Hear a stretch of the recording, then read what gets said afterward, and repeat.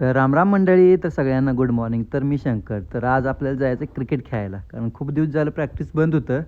तर आजपासून आपण क्रिकेटचं प्रॅक्टिस पुन्हा चालू केली. तर फायनली ग्राउंडवर पोचलो. तर हे बघा, एवढी पोरं आली होती खेळायला. तर क्रिकेट खेळून झाल्यावर घरी आलो आणि पहिला डॉगेच्या बाईला जरा फिरवाय घेऊन गेलो.